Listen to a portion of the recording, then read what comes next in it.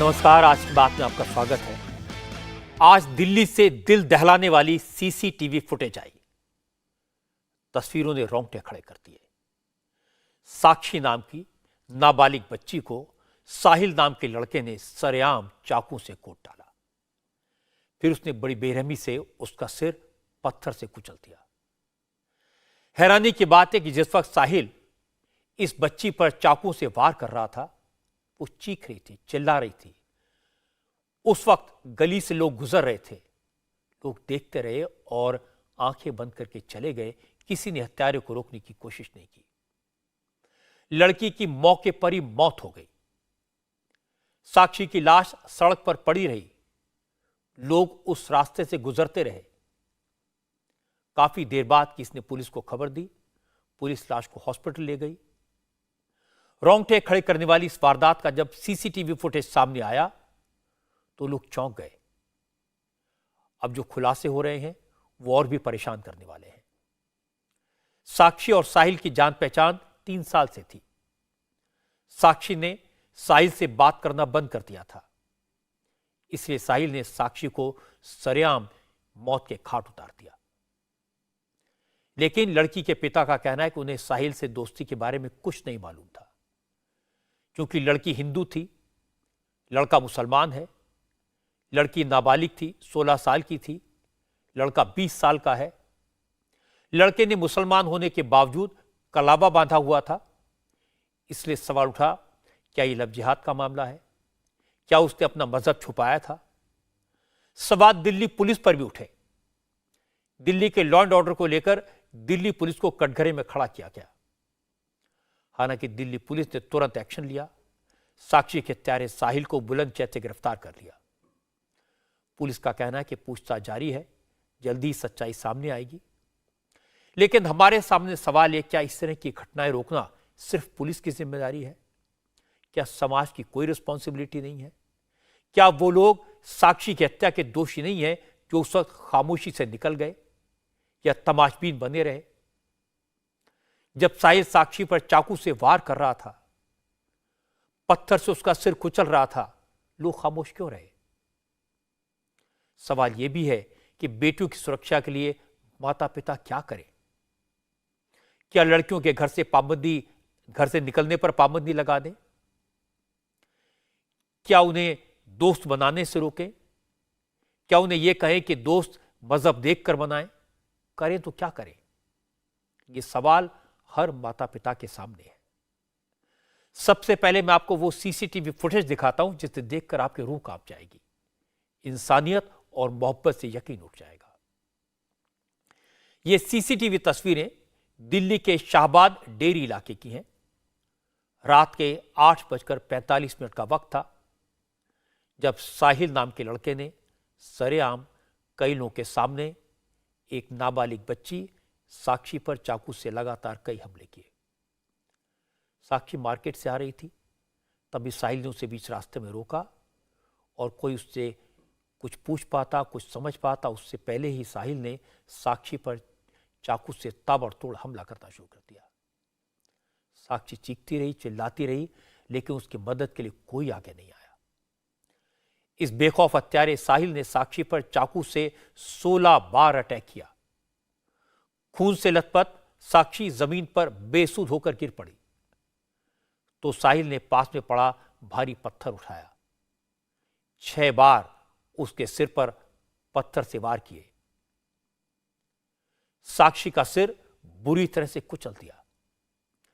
इन तस्वीरों से साफ था कि साहिल तय करके आया था कि उसे साक्षी को किसी भी कीमत पर जिंदा नहीं छोड़ना है, और उसने वही किया।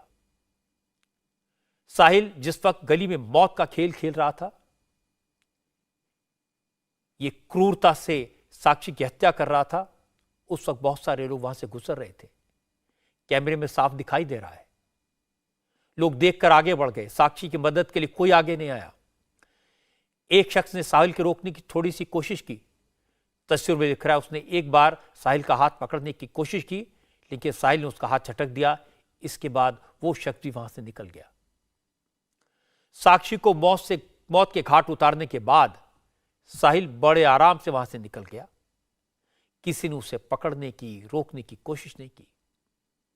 साक्षी की लाश करीब 45 मिनट तक गली में पड़ी रही। इसके बाद किसी ने पुलिस को कॉल करके हत्या की जानकारी दी। जब दिल्ली पुलिस की टीम मौके पर पहुंची तो साक्षी की मौत हो चुकी थी। साक्षी की लाश को हॉस्पिटल पहुंचाया गया और साक्षी की पोस्टमार्टम रिपोर्ट में इस बात की पुष्टि हुई है कि उसकी बॉडी पर चाकू के 16 वार हुए, बड़े बड़े घाव थे। रिपोर्ट यह भी कहती है कि साक्षी के सिर को किसी भारी चीज से कुचला गया था, जिसके कारण उसकी मौत हुई। दिल्ली के स्पेशल सीपी दीपेंद्र पाठक ने बताया कि पुलिस ने सीसीटीवी के आधार पर कातिल की पहचान करके उसे बुलंदशहर से अरेस्ट कर लिया है। दीपेंद्र पाठक ने कहा कि इन्वेस्टिगेशन चल रहा है, पुलिस जल्दी ही इस केस के पूरे फैक्ट्स लोगों के सामने रखेगी। कल लगभग 9:30 बजे रात के आसपास में लोकल पुलिस को इस घटने की जानकारी मिली।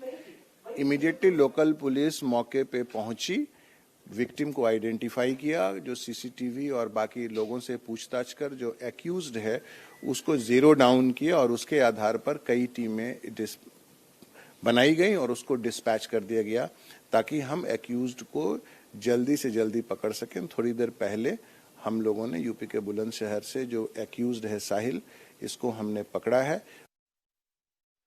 अब तक जो जानकारी मिली है उसके मुताबिक साक्षी की हत्या करने वाला साहिल दिल्ली के शाहबाद डेरी इलाके का ही रहने वाला है। वो रेफ्रिजरेटर और एसी की रिपेयरिंग का काम करता है।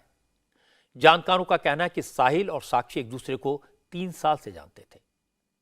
दोनों के बीच दोस्ती थी, लेकिन साक्षी की दोस्ती पिछले कुछ दिनों से किसी प्रवीण नाम के लड़के से थी, जिसको लेकर साहिल नाराज था। इसी के कारण साक्षी ने साहिल से बात करना बंद कर दिया था। शनिवार को भी साहिल ने साक्षी को रोककर धमकाया, डराया। साक्षी ने साहिल से कहा था उसे परेशान करेगा तो वो पुलिस से इसकी शिकायत कर देगी। इस बात को लेकर साहिल बौखला गया और उसने रविवार को साक्षी की हत्या कर दी। पुलिस भी इसी एंगल पर जांच कर रही है कि आखिर हत्या से ठीक पहले क्या हुआ था। दीपेंद्र पाठक ने कहा कि पुलिस की कोशिश है सारे सबूत इकट्ठा करके इस केस में जल्दी से जल्दी हत्यारे को सजा दिलाई जाए। वैसे तो इन्वेस्टिगेशन जब होगा तब उसके बाद पता लगेगा कि क्या कारण था, क्या सर्कमस्टांसेस था, क्या न्यूएंसेस हैं इस केस के। लेकिन एट फर्स्ट इंस्टेंस जो बात सामने आई है उसमें ये क्राइम फॉर पैशन है। बच्ची की जानकारी इस लड़के से थी, शायद या तो कोई झगड़ा हुआ है या बच्ची ने बात करना बंद किया है। इसका रोष और इस कदर कि इस नृशंस हत्या को उसने अंजाम दिया है, यह एक निश्चित रूप से एक दुर्दांत सा अपराध है। जिस तरह का हैवानियत दिखाई है एक्यूज्ड ने, हम साक्ष्य इस तरह से इकट्ठे करेंगे और इस तरह से हम कानून और न्यायालय के सामने इस केस को पेश करेंगे ताकि कड़ी से कड़ी सजा दिलाई जा सके इस एक्यूज्ड को, मौत की सजा तक। कारण कोई भी हो, यह बात तो सीसीटीवी फुटेज देखकर साफ है कि साहिल ने बड़ी बेरहमी से, बड़ी बेदर्दी से इस बच्ची की हत्या की। साक्षी के माता पिता गरीब हैं, मां मजदूरी करती है, पिता राजमिस्त्री का काम करता है। पता लगा कि साक्षी पिछले कुछ दिनों से अपनी एक दोस्त नीतू के साथ उससे घर पर रह रही थी। माता पिता ने उसे घर वापस आने के लिए कहा था। कल ही साक्षी ने अपनी मां से कहा था कि नीतू की बेटी का आज जन्मदिन है, बर्थडे सेलिब्रेट करने के बाद वो घर आ जाएगी। लेकिन कल रात ही साहिल ने उसकी हत्या कर दी। साक्षी की मां ने हमारे संवाददाता पवन नार को बताया कि जब वो साक्षी को दोस्तों के साथ घूमने से रोकती थी तो ये बात उसे अच्छी नहीं लगती थी, इसीलिए वो नीतू के घर चली गई थी। वो घर पे नहीं थी, 10-15 दिन से नीतू के घर पे रहती थी। बोली कि मैं बोली चल बेटा, तो कहती थी कि मम्मी आ जाऊंगी। जो वो भी बोली भाभी रहने दो, उसके साथ मेरा मन लगा रहेगा, मेरा आदमी नहीं है, वे 2 बच्चे छोटे हैं। उसका आदमी कहाँ है? इतनी देर थाने में बंद है। अच्छा, पानी लेंगे आप? नहीं प्यास नहीं लगी, नहीं प्यास लगी। तो आप साक्षी के पिताजी बता रहे हैं कि आप बार बार उनके घर मनाने जाते थे बच्ची वापस लेने के लिए। आप पिता ने मना किया था कि मत जाओ, क्यों नहीं आती थी साक्षी घर? जैसे मैं बोलती थी बेटा घूमना नहीं चाहिए, किसी सहेली के साथ क्या फायदा घूमने से, तो उसको ये लगता कि मम्मी गलत बोल रही है, ये चीज को वो बुरा समझती थी। कोई माँ बाप अपने बच्चों को अच्छी चीज देगा कि बेटा ये काम गलत है ना करो, इसी नाते वो तो मेरे से गुस्सा हो जाती थी। कल भी मेरे से बात करी, कल मेरे से 1:30 बजे बात करी। मैंने कहा बेटा, बल्कि बोली थोड़ी बात करके मम्मी रख रहा हूँ, फोन में चार्ज नहीं, नीतू को फोन पे मैंने कॉल किया था तो उसने कॉल इसी ने उठाई। मैंने कहा हेलो नीतू, तो करे नीतू नहीं बोल रहा, मैं साक्षी बोल रहा हूँ। तो मैंने कहा बेटा कब तू आएगी? तो करे मम्मी आ जाऊंगी ना, तू क्यों टेंशन ले रही, मैं पापा का बेटा बन के दिखाऊंगी। जो लड़का है उसके हाथ में कलेवा बंधा हुआ है, ऐसी तस्वीरें आई हैं। कलेवा मैंने ये धागा तो मुस्लिम में तो कलेवा भी बांधते हैं। तो उसने पहचान छिपाने की कोशिश की ना। अच्छा, तो अब आप क्या चाहते हैं? मुझे इंसाफ चाहिए सर, उसकी फांसी चाहिए, जान को बल्ला जान चाहिए कि थाने में तो जब बंद होगा तो एक दिन तो छूट जाना है उसको। बेबस मां और कह भी क्या सकती है। साक्षी अपनी जिस दोस्त नीतू के घर पर रह रही थी, उससे साक्षी का परिचय 5-6 महीने पहले ही हुआ था। नीतू का पति जेल में है, वो अपने 2 बच्चों के साथ अकेली थी, इसलिए उसने साक्षी को अपने साथ घर आकर रहने को कहा था। नीतू ने बताया कि वो साक्षी को लेकर मार्केट गई थी, दोनों बाजार से लौटी, उसके बाद साक्षी दोबारा बाहर चली गई और फिर पता चला कि साहिल ने उस पर हमला कर दिया है। नीतू ने बताया कि साक्षी और साहिल की जान पहचान करीब 3 साल पुरानी है, लेकिन पिछले कुछ दिनों से साक्षी ने साहिल से बात करना बंद कर दिया था, इसलिए साहिल उससे नाराज था। कल की ये घटना थी सर, कल मेरे बेटे का बर्थडे था तो ये तैयारी वैयारी कर रही थी, शॉपिंग करने गई थी कपड़े वपड़े लेने। तो ये ना मुझे बोलो जाती है दीदी मैं जा रही हूँ। कपड़े पहनने के बाद दोबारा नहा धो के मेरे पास आती है, उसके बाद ये दोबारा जाती है, फिर मुझे मिलती है बाज़ार में वो कपड़े लेती है मेरी बेटी के लिए। फिर वहाँ से सीधा कहती है नीतू दीदी तो आप घर जाओ, मैं अपने घर जा रही हूँ। वो भावना के पास जा रही हूँ, मतलब भावना नाम की दोस्त है हमारी, उनके पास गई थी वो। तो वहाँ से उसने यूँ बोला कि मैं जा रही हूँ फ्रेश होने, टॉयलेट जा रही हूँ वॉशरूम। उसके बाद से सर वो वापस नहीं आया। मेरी तो जान पहचान इससे 6 या 7 महीने ही हुए उस लड़की से, लेकिन वो लड़की पहले से साहिल को जानती थी करीब 3-4 साल से। उसने मुझे बताया था कि दीदी साहिल नाम के लड़के से मेरी दोस्ती है, इनकी लड़ाई चल रही थी काफ़ी टाइम से। किस बात ना कर रही थी। साक्षी के दोस्त नीतू का कहना है कि साहिल और साक्षी एक दूसरे को पहले से जानते थे, दोनों में दोस्ती थी, लेकिन साक्षी की एक और दोस्त आरती ने बताया कि साहिल से साक्षी की दोस्ती नहीं थी। साहिल उससे दोस्ती करने का दबाव बना रहा था और उसे तंग करता था। एक तरफा प्यार का मामला है और कुछ नहीं है। वो लड़का पीछा करता था, साहिल पीछा करता था। साक्षी ने बताया कि तंग करता है साहिल। नहीं, कुछ भी नहीं बताया, लड़की ने कुछ भी नहीं बताया हमें। दोनों जानते थे एक दूसरे को पहले से? वो नहीं, वो उस लड़के को नहीं जानती थी, वो लड़का एक्चुअली परेशान करता था बस। आपको कैसे पता क्यों परेशान करता? साक्षी ने शेयर किया आपसे। आरती कब से परेशान कर रहा था? कुछ तो बताएं। वो परेशान कर रहा था क्योंकि हमें भी कल रात में ही पता चला है, वो अभी हमारे दोस्त के थ्रू ही पता चला है एक्चुअली। क्या साहिल की आइडेंटिटी आपको पता थी कि वो मुस्लिम है, क्योंकि उसने कलावा बांधा हुआ था? नहीं, एक्चुअली ये हमें भी नहीं पसंद, मैंने तो कभी लड़के को देखा ही नहीं है। साक्षी ने कभी आपको बताया था कि ये साहिल जो है उसका पीछा करता है या परेशान करता है? एक्चुअली नहीं, कुछ भी नहीं बताया हमको, उसके बारे में कुछ शेयर नहीं किया उसने। दोनों की दोस्ती थी? नहीं, दोस्ती नहीं थी। दोस्ती होती तो मरती नहीं ना वो। बात तो सबसे बड़ी रीजन यहाँ, दोस्ती होती तो मरती नहीं। वो नफरतगिरी में मारी गई है, नफरत है वो। साक्षी की हत्या के बाद साहिल भागकर बुलंदशहर में अपनी भुआ के घर गया था। पुलिस ने उसे वहीं से गिरफ्तार किया। साहिल की गिरफ्तारी के बाद उसकी जो फोटो सामने आई है, उसमें एक और हैरान करने वाली बात नजर आई। साहिल मुसलमान है, लेकिन उसके हाथ में कलावा बांधा हुआ है। इलाके के लोगों का कहना है कि साक्षी से दोस्ती करने के लिए साहिल ने अपना मजहब छिपाने की कोशिश की। उसने खुद को हिंदू दिखाया, इसलिए उसने कलावा बांधा था। साहिल की और किससे दोस्ती थी, उसके घर पर कौन कौन रहता था, इसके बारे में जानकारी जुटाई गई तो पता चला कि उसकी 3 बहनें हैं, माँ हाउसवाइफ है, घर पर रहती है और पिता सरफराज लोहे की ग्रिल का काम करते हैं। साक्षी के पिता का कहना है कि उन्हें साहिल के बारे में कुछ नहीं मालूम। उन्हें तो बेटी की हत्या के बाद साहिल का नाम पता चला। सर वो तो मैं अभी देखा हूँ, इसके पहले मैं उसको कभी देखा ही नहीं था कि है कौन साहिल। वो तो अभी सर जी ने मुझे दिखाया। कि वो कलावा बांध रखा, तो कलावा सर तो वो शौक के नाते ही बांध सकता है, या ऐसा हो सकता है जहाँ छुपाने नाते भी बांध सकता है। दोनों कारण हो सकता है। दोनों कारण हो सकते हैं। किसी लड़के के संपर्क में थे, कोई शिकायत की, कोई दबाव था, इस तरह की बात आपकी बेटी से हुई? नहीं सर, अभी तक तो हमको ऐसे कोई कंप्लेंट नहीं मिला, ना किसी उसकी सहेलियों ने हमको कहा, ना उसने कभी ऐसी बातें बोला। उसको तो मैं बहुत बोला कि अपने घरों कोई कमी नहीं, हमारे पास है कूलर है, टीवी है, जहाँ लंबा परिवार नहीं है, टाइम पास नहीं होती है तो टीवी देखो, और घर में रहो, पैसे नहीं हो, खाने पीने कोई चीज हो बताओ हमला कर दें।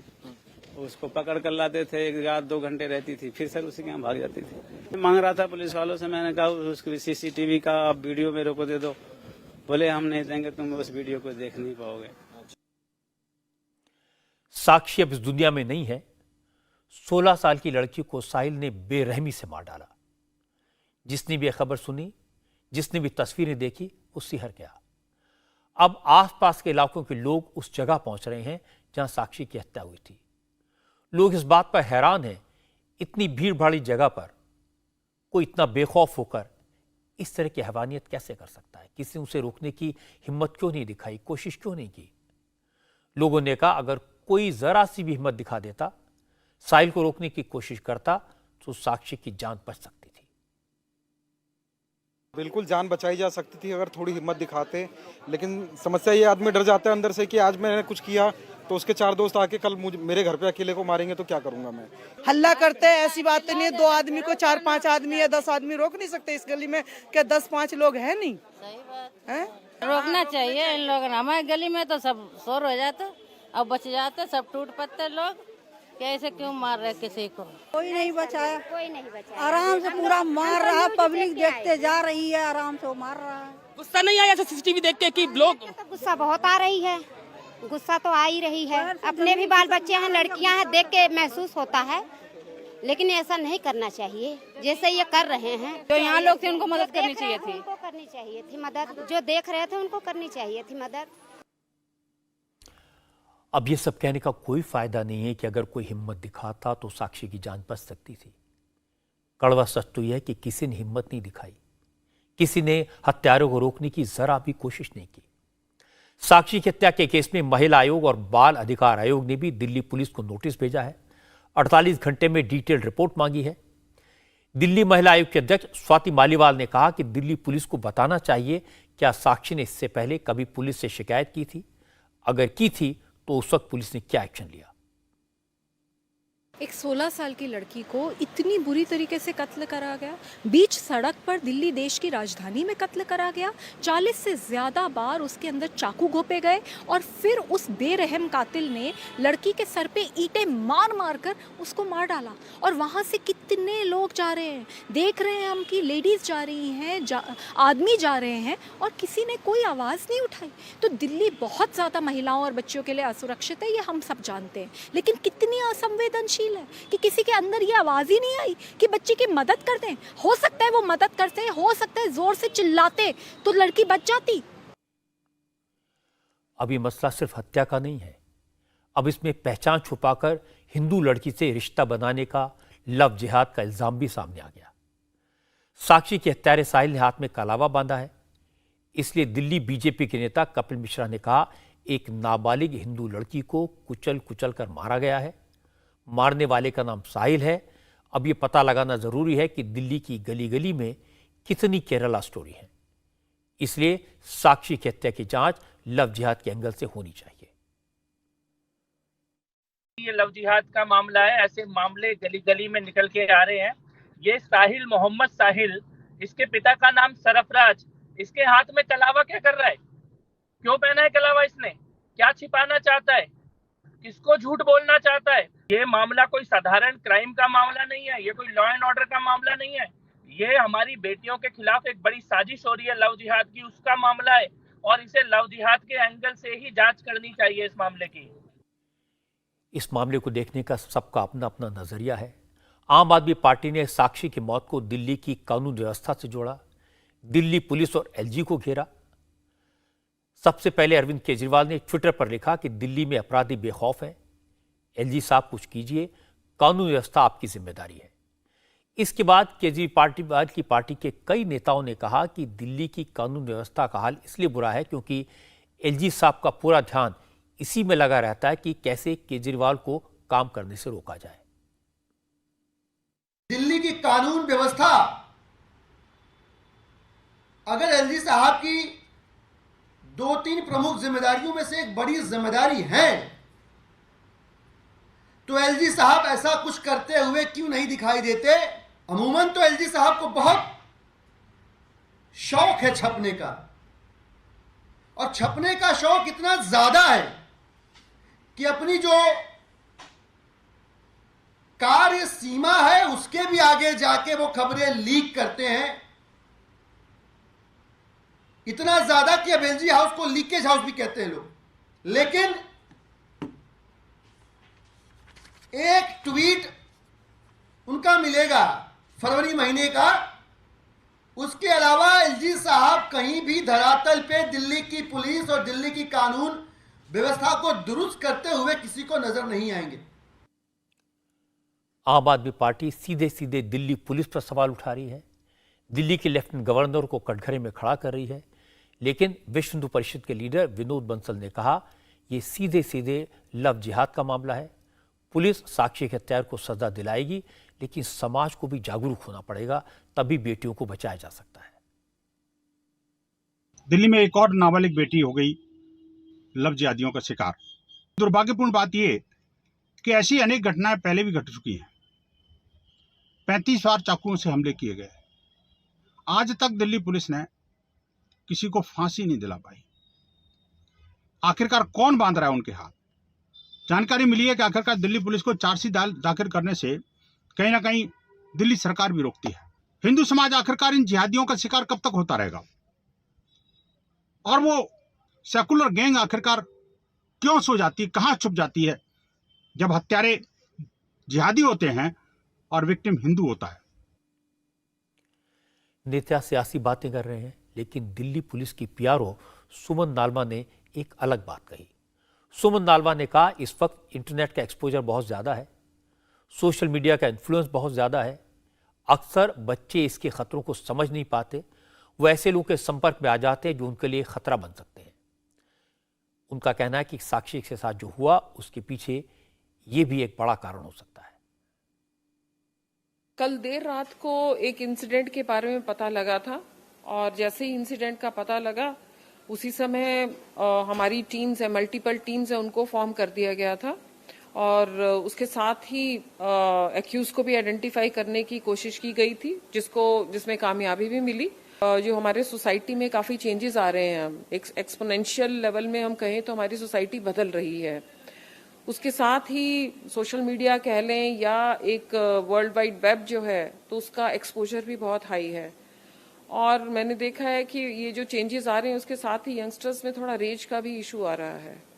तो आई थिंक ये सब मिला जुला एक है, सोशियो साइकोलॉजिकल एक एस्पेक्ट है जो जिम्मेवार हो सकता है इस टाइप के क्राइम के बढ़ने का। एक 16 साल की बेटी की दर्दनाक मौत दिल में खौफ पैदा करती है। तस्वीरें देखकर दिल कांप जाता है। बार बार ये सवाल दिमाग में आता है कि एक 20 साल का लड़का इतना बेरहम, इतना क्रूर कैसे हो सकता है। आफताब और श्रद्धा वालकर का केस अभी अंजाम तक नहीं पहुंचा है। अभी आफताब को सजा नहीं मिली है, और आज जो केस आया वो उसी तरह का है। साहिल ने साक्षी को सरेआम चाकू से कूट डाला। यह पुलिस के लिए एक मर्डर का केस हो सकता है, लेकिन समाज के लिए यह डर और खौफ पैदा करने वाली घटना है। आज हर माता पिता को अपनी बेटी की सुरक्षा की चिंता होगी। उनके पास इस बात का कोई जवाब नहीं है कि अपनी बेटी को बचाने के लिए करें तो क्या करें। साक्षी के साथ जो कुछ हुआ उसकी डिटेल देखकर रोंगटे खड़े हो जाते हैं। सबसे पहली बात, साहिल ने अपनी पहचान छुपाकर उससे दोस्ती की। दूसरी, साक्षी की मां की बात को सुनकर ऐसा लगा कि उन्हें साक्षी और साहिल की दोस्ती की जानकारी थी। उन्होंने बेटी को रोका तो बेटी दोस्त के घर रहने चली गई। श्रद्धा वालकर के केस में भी ऐसा ही हुआ था। तीसरी बात, साहिल ने सरेआम साक्षी को मौत के घाट उतार दिया और लोग देखते रहे। किसी ने हत्यारों को रोकने की कोशिश नहीं की। ये कैसा समाज है? ये कैसे लोग हैं? क्या उन्हें एक बेटी की चीख सुनाई नहीं दी? क्या इस बेटी पर चाकू से वार होते देखकर उनका दिल नहीं कांपा? ये बहुत चिंता की बात है। सब लोगों को यह समझना पड़ेगा कि अगर किसी ने हिम्मत दिखाई होती तो साक्षी को बचाया जा सकता था। इस तरह की वारदात को देखकर कोई अनदेखा कैसे कर सकता है? शोर मचाना चाहिए था, लोगों को इकट्ठा करना चाहिए था। अपराधी अकेला था, उसे रोका जा सकता था। एक बार यह सोचना चाहिए था कि उस बेटी की जगह अगर आपकी बेटी होती, उसके साथ भी तो ऐसा हो सकता था। इस घटना से बच्चों को भी सबक लेना चाहिए कि माता पिता से अपना कम्युनिकेशन बंद ना करें। कोई भी बात घर वालों से, माता पिता से न छिपाएं। अगर साक्षी ने मां की बात सुनी होती, अगर साहिल उसे तंग कर रहा था, धमका रहा था, ये बात उसने अपने पिता को बताई होती, तो हो सकता है वक्त रहते कुछ हो जाता, पुलिस को खबर दी जाती, तो आज ये दिन ना देखना पड़ता। पेरेंट्स को भी चाहिए कि बच्चों की बात सुने, उन्हें वक्त दें, उनकी भावनाओं को समझें, प्यार से समझाएं, अच्छे बुरे का फर्क बताएं। ऐसा नहीं होना चाहिए कि बच्चे माता पिता के बजाय दूसरों पर भरोसा करने लगे। साक्षी के केस में ऐसा ही हुआ। उसने पेरेंट्स के बजाय दोस्त पर यकीन किया, उसके घर चली गई। क्योंकि साक्षी का परिवार के साथ कम्युनिकेशन बंद था, इसलिए साहिल की हिम्मत बढ़ी। वो जान गया था कि साक्षी अकेली है। उसने साक्षी पर हमला किया और सबसे जरूरी बात, अपराधियों के मन में खौफ पैदा करना पुलिस की जिम्मेदारी है। दिल्ली पुलिस को इसके बारे में सोचना चाहिए। अब साक्षी को तो कोई वापस नहीं ला सकता, लेकिन दिल्ली पुलिस जल्दी से जल्दी साहिल को ऐसी सजा दिलवाए जिससे इस तरह की दरिंदगी करने से पहले कोई 100 बार सोचे। दिल्ली पुलिस को कुछ और बेटियां भी कोस रही हैं। 35 दिनों तक जंतर मंतर पर धरना देने वाली साक्षी मलिक और विनेश फोगाट ने दिल्ली पुलिस पर जुल्म और ज्यादती का इल्जाम लगाया है। दिल्ली पुलिस ने साफ कर दिया कि बृजभूषण शरण सिंह के खिलाफ प्रदर्शन करने वाले रेसलर्स को अब जंतर मंतर पर दोबारा बैठने की परमिशन नहीं दी जाएगी। दिल्ली पुलिस ने कहा है कि अगर पहलवान चाहेंगे तो उन्हें दिल्ली में किसी और जगह धरना देने की इजाजत तो मिल सकती है, लेकिन उन्हें जंतर मंतर पर नहीं बैठने दिया जाएगा। कल पहलवानों को हिरासत में लेने के बाद पुलिस ने जंतर मंतर पर लगे तंबू और बिस्तर हटा दिए। पहलवानों ने कल नए पार्लियामेंट हाउस तक प्रोटेस्ट मार्च निकालने और महिला सम्मान महापंचायत करने का ऐलान किया था, लेकिन पुलिस ने रेसलर्स को मोर्चा निकालने से पहले ही हिरासत में ले लिया था। हालांकि देर रात उन्हें रिहा कर दिया गया। रिहा होने के बाद विनेश फोगाट और साक्षी मलिक ने ट्विटर पर लिखा कि उनका प्रदर्शन खत्म नहीं हुआ है, वो दोबारा धरने पर बैठेंगे। लेकिन पुलिस ने जंतर मंतर पर सिक्योरिटी बहुत कड़ी कर दी है। इसके अलावा पुलिस ने जंतर मंतर पर कल हुई घटना को लेकर पहलवानों और धरने के आयोजकों के खिलाफ आईपीसी के तहत कई केस दर्ज किए हैं। हालांकि साक्षी मलिक ने पुलिस के इल्जाम को गलत बताया। साक्षी ने कहा कि रेसलर्स तो शांतिपूर्वक मार्च करना चाहते थे, जोर जबरदस्ती तो पुलिस ने की, लेकिन अब पुलिस पहलवानों पर झूठे केस दर्ज कर रही है। देखो, कल जो भी सिचुएशन हुई वो बहुत ही ख़राब थी। हम शांतिपूर्वक मार्च कर रहे थे, करना चाहते थे, करने तो दिया ही नहीं। जंतर मंतर से सिर्फ 10 कदम से ही पूरा बैरिगेटिंग था। तो हमने रिक्वेस्ट भी की कि प्लीज़ जाने दो। हमारी कॉल दी हुई है हमारे बड़े बुजुर्ग ने, हमें वहाँ पंचायत करनी है महिला सम्मान के लिए, लेकिन 10 कदम से ही उन्होंने बैरिगेटिंग स्टार्ट कर दी। हमने आगे बढ़ना स्टार्ट किया तो उन्होंने जो है पुशिंग स्टार्ट कर दी कि आप आगे नहीं आ सकते हो। उसमें हमें खरोचे भी आई हैं। तो हमने कोई दंगा फसाद नहीं किया, हमने कोई पब्लिक प्रॉपर्टी नहीं तोड़ी। आप एक भी वीडियो में देख लें, हमने कोई बैरिकेटिंग, पुलिंग, पुशिंग कहीं का कोई अगर आपको मिल जाए, हम सिर्फ फर्स्ट डे से रिक्वेस्ट कर रहे हैं, हम शांतिपूर्वक करने अपना धरना शांतिपूर्वक करना चाहते हैं, हमें जाने दो, लेकिन हमें जाने नहीं दिया।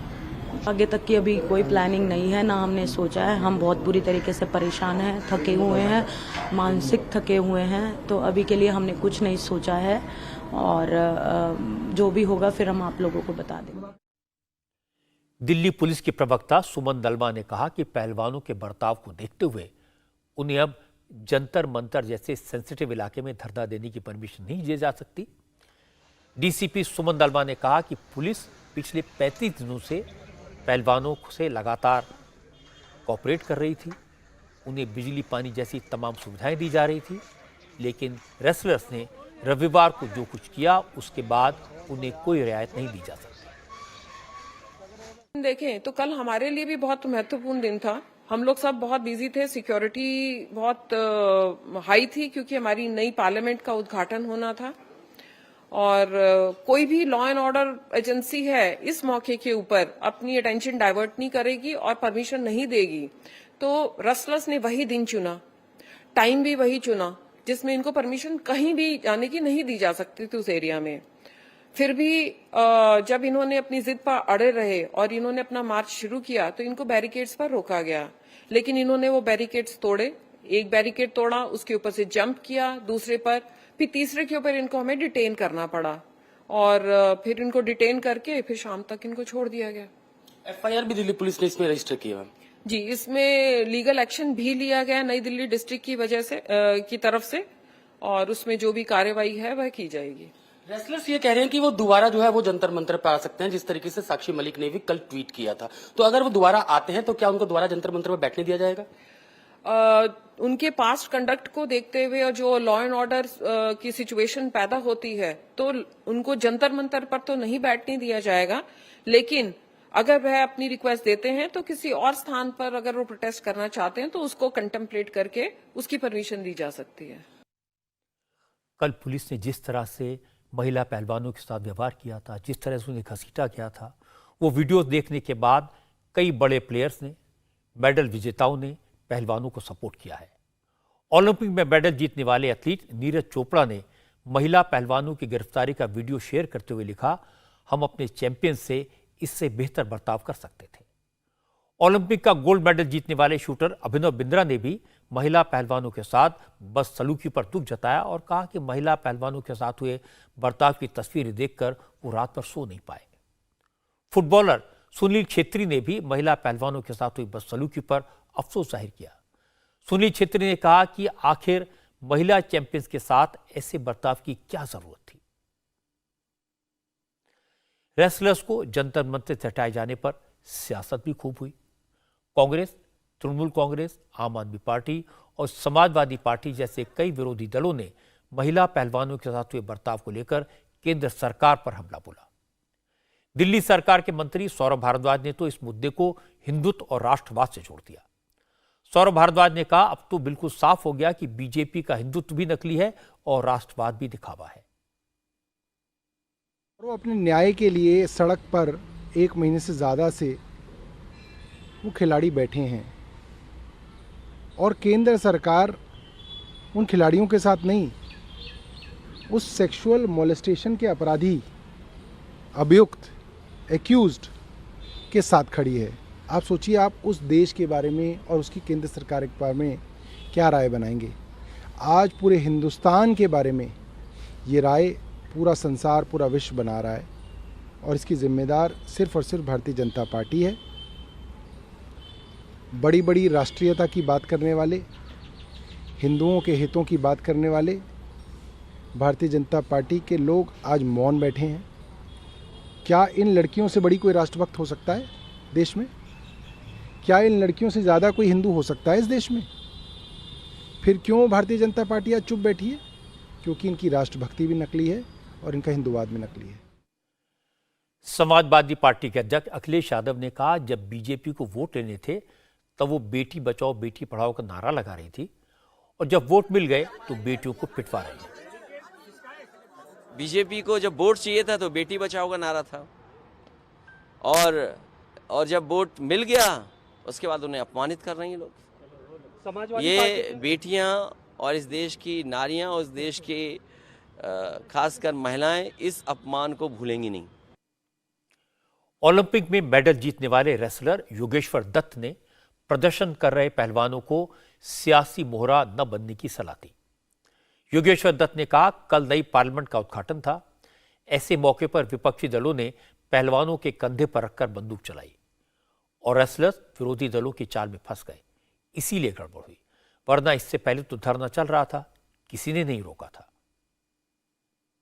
उनके कंधे पे बंदूक रख के ये चलाई गई है और इसका सबसे बड़ा उदाहरण आपने कल देखा होगा। 28 तारीख को जो हमारा ये जो सबसे बड़ी पंचायत, जो लोकतंत्र का मंदिर है, वो एक ऐतिहासिक संसद भवन का जहाँ पे कल उद्घाटन होना था, वहाँ पे खिलाड़ियों को भेजा गया, उनको बड़ा चढ़ा के मतलब उनको आगे बढ़ा, उनको पुश किया गया वहां जाने के लिए। और सबको पता है कि ऐसी जगह पे कोई भी नहीं जा सकता जहाँ पे प्रधानमंत्री जी या कोई राष्ट्रपति कुछ उद्घाटन करते हो, और क्योंकि सबसे बड़ा प्रोटोकॉल इनका होता है। और वहां तक जबरदस्ती जो पहलवानों को आगे पहुंचाने की कोशिश की गई और बड़ा दुखद है। इसमें पूरा जो है विपक्षी पार्टियों का था और उन्होंने इसका बहिष्कार पहले किया था कि 18 दलों ने इसका बहिष्कार किया है। और यहाँ पे पहलवानों के ऊपर उन्होंने पहलवानों ने कंधे पे बंदूक रखकर ये चलाई है।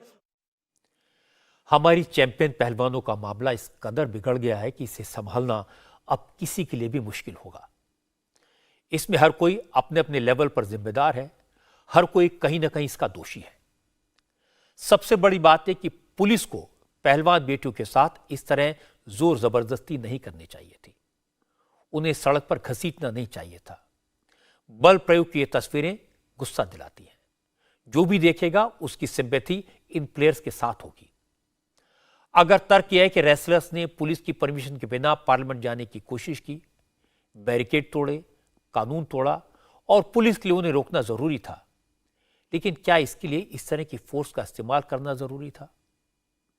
इस मामले में सबसे ज्यादा गलती बृजभूषण शरण सिंह की है, जो अपने बयानों से प्लेयर्स को लगातार भड़का रहे हैं, उन्हें चिढ़ा रहे हैं।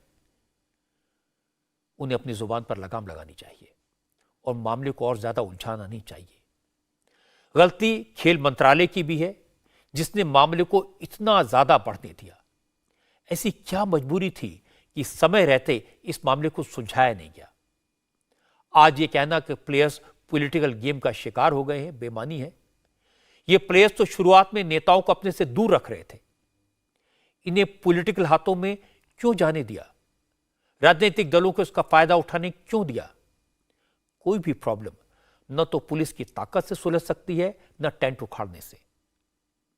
यह मानना पड़ेगा, जनता की नजर में बृजभूषण शरण सिंह एक बाहुबली नेता हैं, जिन पर कई आपराधिक मामले हैं, जिनकी कोई क्रेडिबिलिटी नहीं है। दूसरी तरफ ये रेसलर्स हैं, ये देश को मेडल दिलाने वाली बेटियां हैं, चैंपियन हैं। लोगों की सहानुभूति जाहिर है उनके साथ है।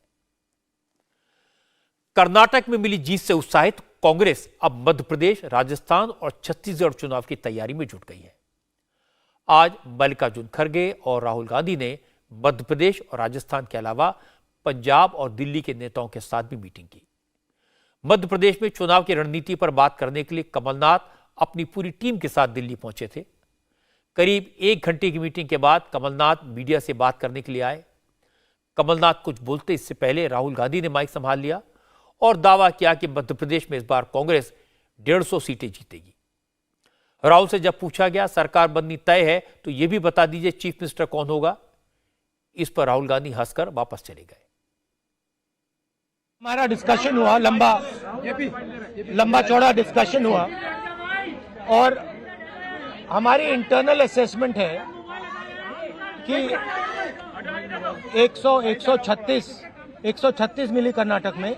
हमारा इंटरनल असेसमेंट है कि हमें एमपी में 150 मिलने जा रही है। तो कर्नाटक में जो किया उसको हम रिपीट करने जा रहे हैं। Thank you. सीएम का चेहरा क्या कमलनाथ होंगे मध्य प्रदेश में? भैया 150 सीटें आने वाली है। Thank you. मध्य प्रदेश चुनाव में 150 सीटें जीतने का राहुल गांधी का दावा। शिवराज सिंह चौहान को ख्याली पुलाव लगा। शिवराज सिंह ने कहा कि राहुल गांधी मध्य प्रदेश की जमीनी हकीकत को नहीं समझते और हकीकत यह है कि अगले इलेक्शन में 200 से ज्यादा सीटें जीतकर बीजेपी फिर सरकार बनाएगी। मन के बहलाने को बाबा ख्याल अच्छा है। भारतीय जनता पार्टी मध्य प्रदेश में 200 से ज्यादा सीटें जीतेंगी। अब उनको ख्याली पुलाव पकाने हैं तो पकाते रहें।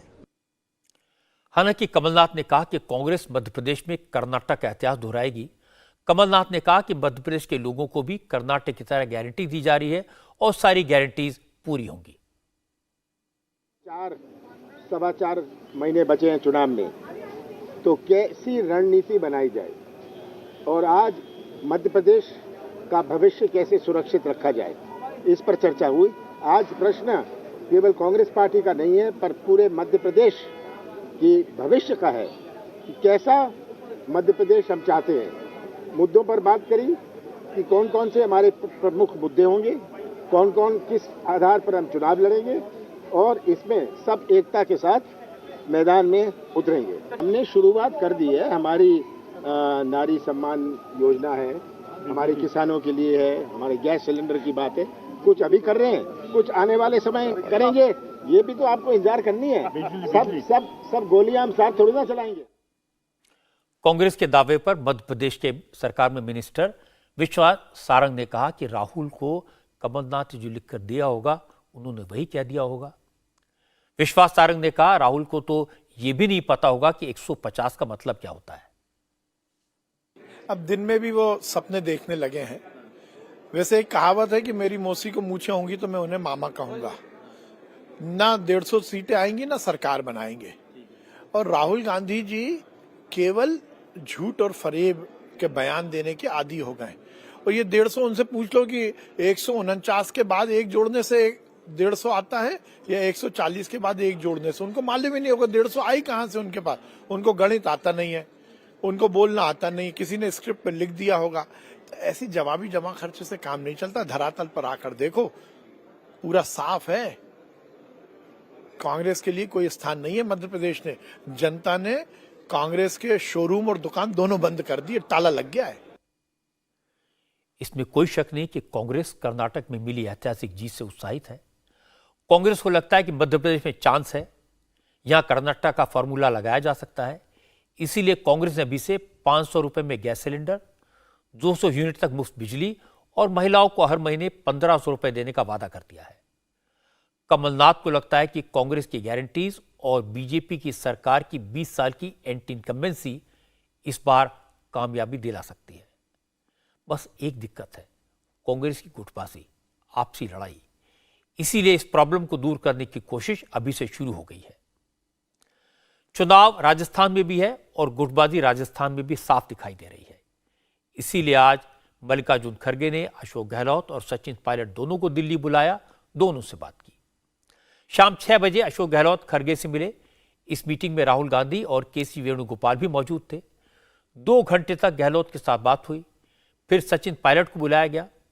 हालांकि पहले यह कहा गया था कि खड़गे गहलोत और सचिन पायलट से अलग अलग मिलेंगे, लेकिन बाद में अशोक गहलोत की मौजूदगी में ही राहुल और खड़गे ने सचिन पायलट से बात की। पता चला कि कांग्रेस हाईकमान चुनाव से पहले सचिन पायलट को राजस्थान कांग्रेस के अध्यक्ष का पद ऑफर कर सकती है, लेकिन अशोक गहलोत ने मीटिंग शुरू होने से पहले ही इस मुद्दे पर अपनी असहमति जाहिर की थी। मीटिंग से पहले गहलोत ने कहा था कि कांग्रेस में कल्चर नहीं है कि कोई नेता अपना मनचाहा पद मांगे और हाईकमान उसके आगे झुक जाए। न पहले कभी ऐसा हुआ और न आगे कभी ऐसा होगा। मैंने तो कभी पूरी जिंदगी में सुने नहीं कभी भी कि कोई भी नेता कोई चीज मांगे कि मुझे मिल जाए या हाईकमांड उनको ऑफर करे कि आप कौन सा पद लोगे। ऐसा रिवाज कांग्रेस में मैंने तो जिंदगी में कभी देखा नहीं है। हाईकमांड इतनी मजबूत आज भी है, कांग्रेस पार्टी इतनी मजबूत है कि ऐसी स्थिति नहीं आई कि आप किसी को मनाने के लिए ऑफर करो, आप कौन सा पद स्वीकार करोगे। ऐसा आज तक ऐसे कभी हुआ नहीं जिंदगी में, ना कभी होगा। ना किसी कार्यकर्ता नेता की इतनी हिम्मत है वो कहने ये नहीं मैं ये लूंगा पद, ऐसा कभी होता नहीं है। राहुल गांधी और मल्लिकार्जुन खड़गे दोनों अच्छी तरह जानते हैं कि चुनाव से पहले अशोक गहलोत और सचिन पायलट का झगड़ा कांग्रेस को भारी पड़ सकता है, लेकिन खड़गे ये भी समझते हैं कि दोनों के बीच सुलह आसान नहीं है। अशोक गहलोत और सचिन पायलट ये दोनों आपस में किसी समझौते के लिए तैयार नहीं है। अशोक गहलोत नहीं चाहते कि पायलट को फिर से राजस्थान कांग्रेस का अध्यक्ष बनाया जाए, और चूंकि पिछली बार चुनाव में राहुल गांधी ने सचिन पायलट को चीफ मिनिस्टर बनाने का वादा किया था, इसलिए अब सचिन पायलट इस तरह के लॉलीपॉप के चक्कर में पड़ेंगे इसकी उम्मीद भी कम है। इसीलिए मामला खिंचता जा रहा है। सचिन पायलट चाहते हैं कि उनसे वादा किया जाए कि चुनाव के बाद उन्हें मुख्यमंत्री बनाया जाएगा और इसका डिक्लेरेशन अभी से कर दिया जाए। आज मल्लिकार्जुन खड़गे और राहुल गांधी ने अपनी पार्टी के दिल्ली और पंजाब के नेताओं के साथ भी बात की। अरविंद केजरीवाल ने खड़गे और राहुल गांधी से मिलने का वक्त मांगा है। केजरीवाल चाहते हैं कि दिल्ली सरकार से अफसरों की ट्रांसफर पोस्टिंग का अधिकार छीनने वाले ऑर्डिनेंस के खिलाफ कांग्रेस उन्हें सपोर्ट करे। लेकिन दिल्ली और पंजाब कांग्रेस के नेता लगातार इसका विरोध कर रहे हैं। इसीलिए आज इन दोनों राज्यों के नेताओं को बुलाया गया था। पता ये लगा कि दोनों राज्यों के कांग्रेस नेताओं ने खरगे से साफ साफ कह दिया 2024 के लोकसभा चुनाव में कांग्रेस को आम आदमी पार्टी के साथ किसी तरह का कोई अलायंस नहीं करना चाहिए। ऑर्डिनेंस के सवाल पर कुछ नेताओं ने राहुल गांधी से कहा कि केजरीवाल कांग्रेस को खत्म करना चाहते हैं। अगर दिल्ली में सारी पावर केजरीवाल के पास आ गई तो हो सकता है केजरीवाल कांग्रेस के नेताओं के खिलाफ ही उसका इस्तेमाल करें। इसलिए कांग्रेस को केजरीवाल के साथ खड़े नहीं होना चाहिए। हालांकि मीटिंग के बाद कांग्रेस के नेताओं ने कहा कि उन्होंने अपनी राय पार्टी हाईकमान को बता दी है, आखिरी फैसला हाईकमान ही करेगा। इसके ऊपर हमने अपनी अपनी बात रखी, हमने अपनी बात कही और दैट वाज एक इंटरनल मीटिंग।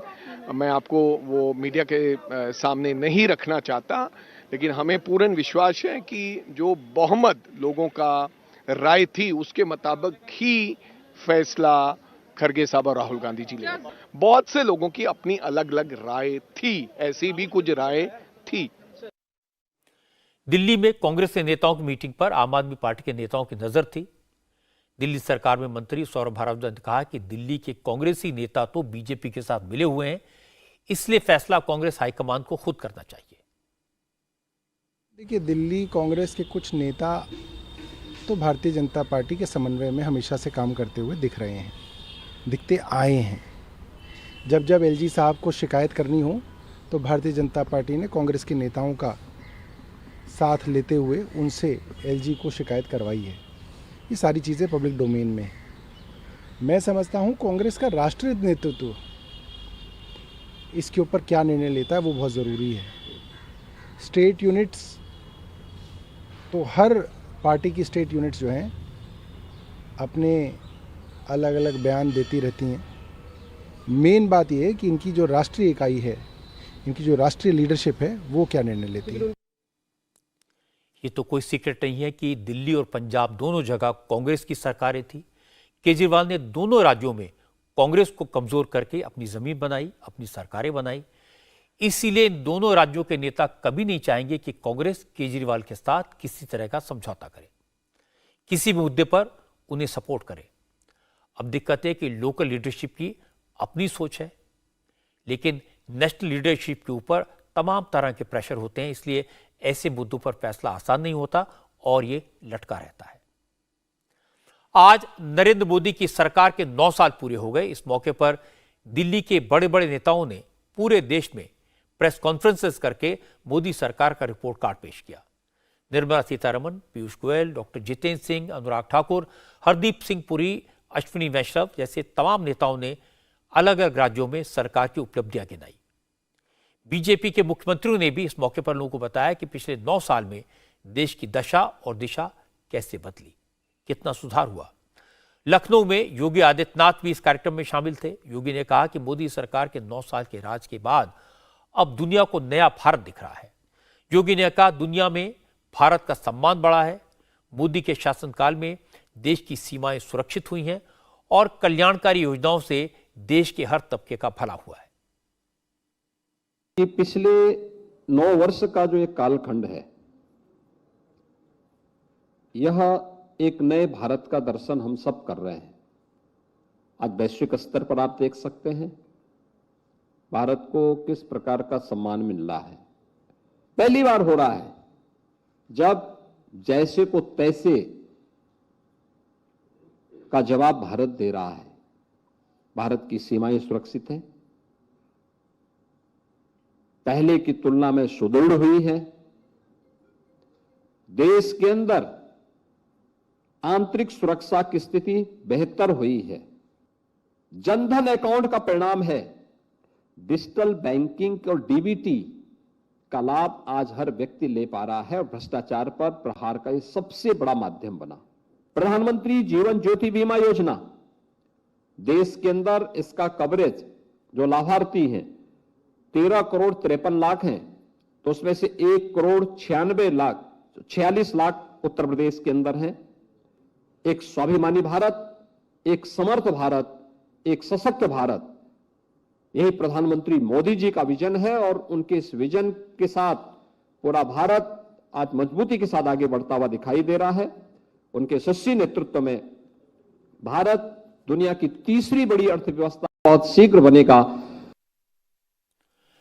अखिलेश यादव ने कहा कि मोदी सरकार ने कुछ काम नहीं किया, सिर्फ झूठा प्रचार किया। अखिलेश ने कहा कि सरकार दलितों और वंचितों का हक छीन रही है, बेरोजगारी और महंगाई से जनता बेहाल है। ऐसे में सरकार के दावों पर कोई भरोसा नहीं करता। क्या 9 साल अब 10 नंबर ही हो जाएंगे, 10 साल पूरे हो जाएंगे? क्या उम्मीद करोगे? बिजली महंगी, कोटा बिजली का नहीं बढ़ा पाए, NHAI से किसी एक्सप्रेसवे के लिए बजट नहीं ला पाए। कहते हैं मुख्यमंत्री हैं, अरे NHAI का एक्सप्रेसवे का एक बजट लाए हो तो बता दें। आप एम्स बनाना चाहते थे, क्या झूठे सपने दिखाए आपने? आप शिक्षा के क्षेत्र में कहाँ खड़े हैं? आप स्वास्थ्य क्षेत्र में कहाँ खड़े हैं? नीति आयोग में गए होंगे, आपको अपनी हकीकत पता लग गई होगी कि नीति आयोग के आंकड़ों में आप कहाँ खड़े हैं। और फिर क्या सपना दिखा रहे थे उत्तर प्रदेश को? $1 ट्रिलियन इकोनॉमी। $1 ट्रिलियन इकोनॉमी का इन्वेस्टमेंट क्या है आपके पास? जीरो इन्वेस्टमेंट से आप $1 ट्रिलियन इकोनॉमी बनाना चाहते हैं। जिस तरीके से प्राइवेटाइजेशन हो रहा है, बाबा साहब भीमराव अम्बेडकर जी ने जो अधिकार दिए थे, उन अधिकारों को छीनने का काम कर रहे हैं। आज नौकरी नहीं है और नौजवान सड़कों पे घूम रहा है। ये सरकार वो है जो कहती है कि केवल 100 में 4 लोग बेरोजगार हैं। इनकी बात कौन मानेगा? जो संविधान की शपथ लेते हैं उसके बाद संविधान की धज्जियां उड़ाते हैं। आज न्याय नहीं मिल रहा है। यह कहना तो ठीक नहीं है कि पिछले 9 साल में नरेंद्र मोदी की सरकार ने कुछ काम नहीं किया। मोदी ने जो काम किए उसका असर दिखाई दे रहा है। देश के लोग बदलाव को महसूस करते हैं। यह बदलाव देश के बाहर भी दिखाई दे रहा है। किसानों के खाते में सम्मान राशि पहुंच रही है, गरीबों को मुफ्त राशन मिल रहा है, सरकार की योजनाओं का पैसा सीधा बैंक के खातों में पहुंचता है। इंफ्रास्ट्रक्चर पर, सड़कों पर काम हुआ है, रेलवे में सुधार हुआ है, डिफेंस सेक्टर में देश आत्मनिर्भर बनने की रास्ते पर चल पड़ा है। और अच्छी बात है कि नरेंद्र मोदी की सरकार अपने 9 साल की उपलब्धियों पर जनता से वोट मांग रही है। लोगों को बता रहे हैं कि उनकी सरकार के वक्त में उन पर करप्शन का कोई इल्जाम नहीं लगा और ये उनकी ताकत है। आज की अच्छी खबर आपको बता दूं, अंतरिक्ष में आज भारत ने एक बड़ी कामयाबी हासिल की है।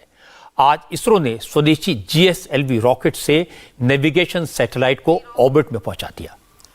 स्वदेशी रॉकेट GSLV ने सेकेंड जनरेशन के नेविगेशन सैटेलाइट NVS-01 को धरती से 251 किलोमीटर की ऊंचाई पर स्थापित किया। 2232 किलो वजन के इस सैटेलाइट में अपने देश में डेवलप की गई एटॉमिक क्लॉक लगी है। इससे पहले के सैटेलाइट्स में विदेश से इंपोर्टेड एटॉमिक क्लॉक लगाई जाती थी। दुनिया में गिने चुने देशों के पास ही एटॉमिक क्लॉक बनाने की तकनीक है। जो सैटेलाइट आज लॉन्च किया गया उसमें भारत के अपने ग्लोबल पोजीशनिंग सिस्टम यानी GPS को बेहतर करने में मदद मिलेगी। स्वदेशी GPS का नाम नाविक है। इसकी मदद से मिसाइल लॉन्च करने, संबंध में जहाजों और पनडुब्बियों की लोकेशन डिसाइड करने में मदद मिलती है। दुश्मन पर मिसाइल या फाइटर जेट से हमला करने के लिए भी नाविक सिस्टम का इस्तेमाल होता है। सरकार ने परमिशन दी तो भविष्य में इस स्वदेशी GPS को मोबाइल में भी इस्तेमाल किया जा सकेगा। अभी गूगल या एप्पल मैप के लिए अमेरिकी GPS का इस्तेमाल होता है। कारगिल युद्ध के वक्त भारत ने टाइगर हिल्स के आसपास छुपे पाकिस्तानी आर्मी के जवानों की एग्जैक्ट लोकेशन जानने में मदद मांगी थी, लेकिन अमेरिका ने मदद से इनकार कर दिया था। इसके बाद ही भारत ने अपना नेविगेशन सैटेलाइट डेवलप करने का फैसला किया था और आज इस लक्ष्य को हासिल कर लिया। ये बड़ी कामयाबी है। आज की बात में इतना ही। मेरी आपसे अगली मुलाकात होगी कल रात 9 बजे। इंडिया टीवी हर वक्त हर जगह डाउनलोड करने के लिए सर्च करें India TV news Google play store या ऐप स्टोर पर।